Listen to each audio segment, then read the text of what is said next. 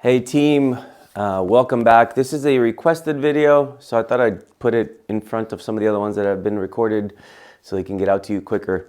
It was about getting a trip to Dairy Queen when you go to your matches. You get DQ'd, you get disqualified. There are several, I guess, reasons, and I think it's important for every competitor to go through the rule book and understand the rule sets that are in place for each individual sport. IPSC and USPSA are pretty similar but not identical. So if you're going to compete in those sports, you should probably go through the rule book and figure out ways for you to be most competitive and stay away from trouble. And same in IDPA. IDPA has got a significantly different rule book, but all sports have a set of rules you have to abide by. And if you know the rules, you can probably find some advantages as well. So it's good for both things. One, to not get in trouble. The other one is to actually get the most competitiveness out of your performance by understanding the rule sets. Some of the most common ways in which I see people get disqualified at matches are breaking the 180. Is probably the most. Obviously, like if you send a round when you're not supposed to send a round, you're not aiming at a target, you shoot the ground, you drop the gun. There's other ways to get disqualified from a match, having a round in the chamber when you go to make ready, right? I mean, all sorts of things. Taking your gun out while you're not at the make ready line, or you're not in a safe area, or maybe having ammo that you're playing with while you're in the safe area, right? There's a ton of ways to get disqualified, but we're specifically talk about breaking the 180. What that means, what that is, and probably three of the most common ways I see people breaking the 180 and how you can probably stay away from it if you just know these things ahead of time.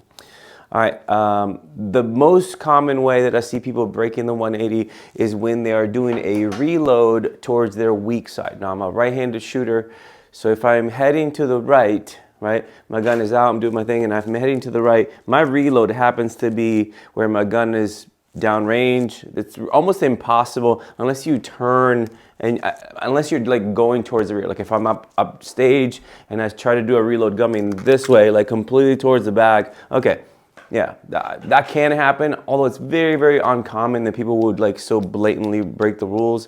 Most of the time, as a right-handed shooter, it'll be coming this way, that I am not paying attention and I am likely to fall into that trap. In fact, a lot of competitors will often choose to go left to right if they're right-handed shooters, or right to left if they're left-handed shooters. In my opinion, you should pick a direction that makes the most sense for the stage.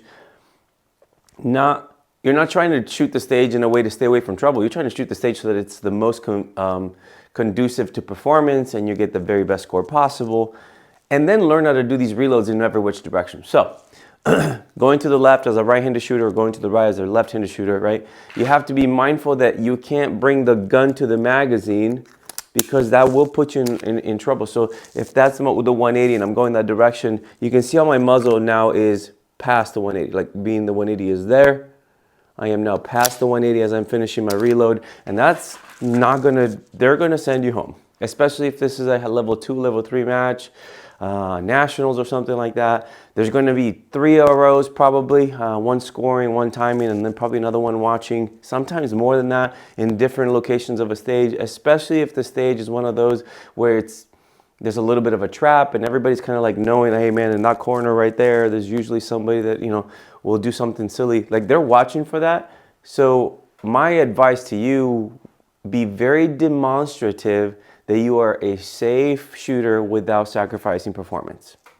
So for me, if I'm heading to the left, I am often keeping my magazine in my hand, my gun in my hand, and then when I turn my hips downrange, right before I need to be shooting or I need to be aiming, I will finish my reload as I come into position. I come into position, the gun comes up, and it never at any point breaks the 180. Now, what some people do, especially newer people, is they'll like their gun out, boom, boom, boom. They start running that direction. They try to reload on the way there.